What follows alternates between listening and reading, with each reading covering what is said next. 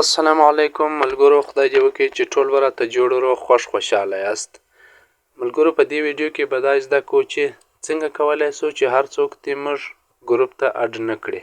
نو د دې لپاره باید هر چا ته اجازه ورنه کړو چې موږ دې خپل په خوښه ګروپ ته ور اډ کړي. دا څنګه کولی شو؟ د دې لپاره راځو خپل واتساپ ته. کله چې واتساپ ته رالو نو پر دا کونج کې پر دا 3 ډاټ باندې کلیک کوو، پر دا سیټینګ باندې کلیک کوو. کله چې پر سیټینګ باندې کلیک وکړئ نو دا صفحه به راته راخلاصه شي. په دې صفحه کې پر دا دوهم اپشن دا پرایوسي باندې به کلیک وکړو. کله چې پر دې کلیک وکړئ نو لږ ښکته به راشو. دلته دا دی نوشته دی ګروپس، پر دې باندې به کلیک وکړو.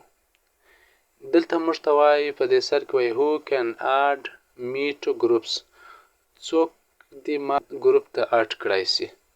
اوله نه وایي everyone، هر څوک دې ما ګروپ ته اډ کړي. او دوهم هغه زما سره چې په واتساپ کې ثبت دی هغه دې ما ګروپان ته اډ کولی شي. دریم وایي یا زه په خپله خوښه ځینې کسانو ته اجازه ورکوم چې ما دې ګروپان ته اډ کړي. نو راځو پر دا دریم اپشن باندې کلیک کوو. د دې څخه زه هغه نفر انتخابوم. زرغون نښان به کلیک وکړم. اوس دا دوه کسان ته ما اجازه ورکړه دوی ما ګروپان ته اډ کولی شي. د دې څخه بغیر نور څوک نشي کولی چې ما دې ګروپ ته اډ کړي. ملګرو، که ویډیو مو خوښه شوي نو لایک او شیر مه هیروئ.